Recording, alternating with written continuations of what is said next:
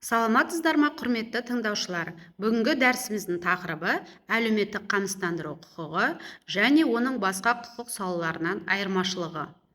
Қазіргі мемлекеттердің әлеуметтік бағыты, халықтың әл-ауқатын арттыру, қорғалмаған топтарды қолдау, әлеуметтік қамсыздандыру жүйесінің басты міндеті болып табылады. Бұл құқық 1948 жылға адам құқықтарының жалпы декларациясының 26 бабында, 1966 жылғы экономикалық, әлеуметтік және мәдени құқықтар туралы халықаралық пактының 11 бабында және өзге де халықаралық актілерде бекітілген. Әлеуметтік қамсыздандыру құқығы бұл азаматтардың зейнетақы, жәрдемақы, әлеуметтік төлемдер, медициналық көмек алуын қамтамасыз ететін құқық саласы ретінде қарастыратын боламыз. Ол қоғамның тұрақтылығы мен әлеуметтік әділеттіліктің басты тетігі болып табылады. Әлеуметтік қамсыздандыру құқығы азаматтардың өмір сүру деңгейін қамтамасыз етуге бағытталған, әлеуметтік тәуекелдерге, яғни жас шамасы, ауру, мүгедектік, жұмыссыздық, асыраушысынан айырылу, жүктілікке байланысты мемлекеттік қолдауды алуға құқықтарын реттейтін құқық нормаларының жиынтығын құрайды. Бұл құқық саласының негізгі мақсаты халықты әлеуметтік тәуекелдерден қорғау, азаматтарға мемлекет кепілдік беретін әлеуметтік төлемдер мен қызметтердің түрлерін анықтау және әлеуметтік әділеттілікті қамтамасыз ету болып табылады. Әлеуметтік қамсыздандырудың негізгі принциптері: әлеуметтік әділеттілік, яғни қолдауға ең мұқтаж топтардың бірінші кезекте қамтылуы.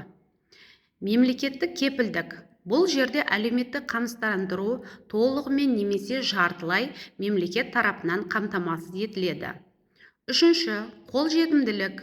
Бұл азаматтар заңда бекітілген әлеуметтік жәрдемақыларды алуға құқылы болады. Теңдік, яғни жынысына, ұлтына, әлеуметтік жағдайына қарамастан бірдей құқықта болуы. Бесінші, міндетті әлеуметтік сақтандыру принципі. Бұл азаматтардың әлеуметтік қорларына салымдары, төлемдер алу құқығын қалыптастырады.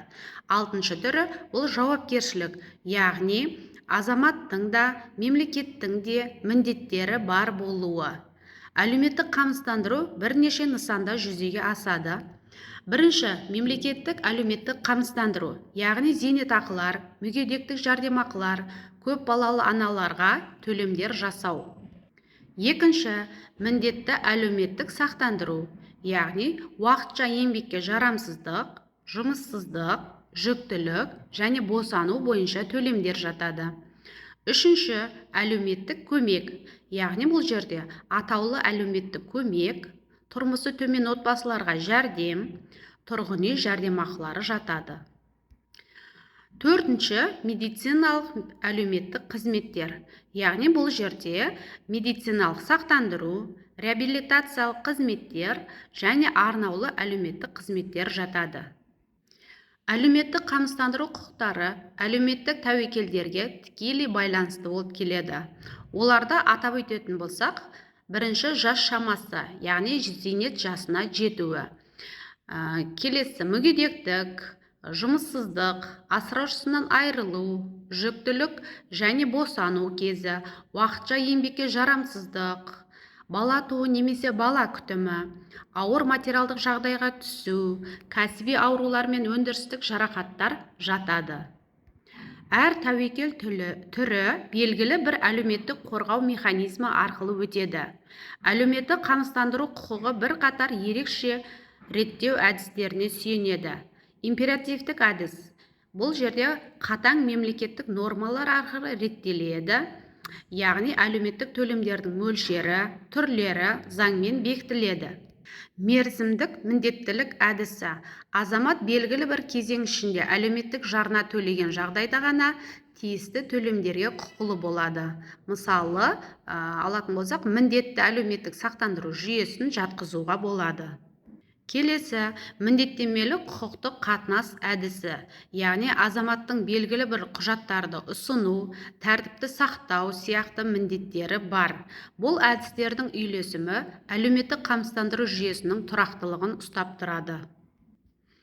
Әлеуметтік қамсыздандыру құқығы дербес құқық саласы болып табылады. Ол еңбек, әкімшілік, қылмыстық, азаматтық құқықтармен тығыз байланысты, бірақ өзіндік ерекшеліктері бар. Атап өтетін болсақ, еңбек құқығынан айырмашылығы. Еңбек құқығы бұл еңбек қатынастарын реттейді, ал әлеуметтік қамсыздандыру құқығы бұл әлеуметтік тәуекелдерге байланысты мемлекеттің қолдауын реттейді. Еңбек құқығы жалақы, еңбек шарты, еңбек жағдайларын реттесе, әлеуметтік қамсыздандыру құқығы бұл зейнетақы, жәрдемақы, әлеуметтік көмектермен айналысады. Ал еңбек құқығында жұмыс беруші мен қызметкер қатысса, әлеуметтік қамсыздандыру құқығында азамат пен мемлекет қатысады. Еңбек құқығында еңбекпен байланысты құқықтар қамтылса, әлеуметтік қамсыздандыру құқығында еңбекке қатысы жоқ құқықтар да қатыса алады және қамтылады. Яғни ол асыраушысынан айырылу деп мысал келтірсек болады. Енді азаматтық құқықтағы айырмашылығы. Әлеуметтік қамсыздандыру қатынастары мемлекеттік реттелуге негізделеді. Азаматтық құқықта тараптар тең болса, әлеуметтік қамсыздандыруда мемлекеттің билік элементі болады. Азаматтық құқықта шарт еркіндігі принципі бар. Әлеуметтік салада шарттар қатаң заңмен бекітіледі. Қаржы құқығынан айырмашылығы. Қаржы құқығы бюджеттік қаржылардың жиналуы мен жасалуын реттейді. Әлеуметтік қамсыздандыру құқығы бұл қаржының азаматқа нақты төлеуін қамтамасыз етеді. Әкімшілік құқықтан айырмашылығы. Әкімшілік құқық мемлекеттік басқаруды ұйымдастырады. Әлеуметтік қамсыздандыру құқығында әкімшілік рәсімдер бар, бірақ негізгі мазмұны азаматтардың әлеуметтік құқықтарын қамтамасыз ету болып табылады. Әлеуметтік қамсыздандыру құқығындағы негізгі субъектілер бұлар мемлекет, яғни әлеуметтік төлемдердің негізгі кепілі болып табылады. Кейінгісі әлеуметтік қорғау органдары төлемдерді есептеу және тағайындайды. Кейінгі азаматтар, яғни әлеуметтік құқықтардың бенефициарлары. Келесі қорлар, яғни бұл жерге мысалға бірыңғай жинақтаушы зейнетақы қорлар немесе неше түрлі әлеуметтік қорларды жатқызуға болады. Яғни қорлар дегеніміз жарналарды жинақтайды және төлем жасайды. Келесі жұмыс берушілер, яғни әлеуметтік аударымдарды төлеуге міндетті. Әлеуметтік қамсыздандыру құқығының маңызы. Бірінші, халықтың әл-ауқатын қамтамасыз ету. Қоғамдағы әлеуметтік теңсіздікті азайту, әлеуметтік тұрақтылықты қамтамасыз ету, демографиялық саясатты қолдау және ұлттық қауіпсіздікті нығайту және еңбекке ынталандыру және кедейлікті төмендету болып табылады. Әлеуметтік қамсыздандыруда материалдық игіліктер қоғамның еңбекке жарамсыз мүшелеріне мемлекеттің және арнайы қорлардың есебінен әлеуметтік нормаларда белгіленген кездерде және жағдайларда бөлінеді. Соған қоса әлеуметтік қамсыздандыру мемлекет әлеуметтік мәнге ие деп танылған жағдайлардың туындауы салдарынан тіршілік етудің қайнар көзі ретіндегі жоғалған жалақыны өтеуге бағытталған мемлекет қалыптастыратын құқықтық, экономикалық және ұйымдастырушылық шаралардың жүйесі ретінде де анықтауға болады. Қорытындылай келе, әлеуметтік қамсыздандыру құқығы халықтың әл-ауқатын қорғау мен әлеуметтік қауіпсіздікті қамтамасыз ететін дербес құқық саласы болып табылады.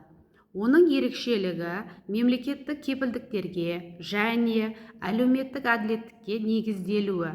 Бұл сала азаматтық, еңбек, әкімшілік құқықтармен байланыста болғанымен, өзінің ерекше мақсаттары, әдістері және объектілері арқылы дараланып тұрады.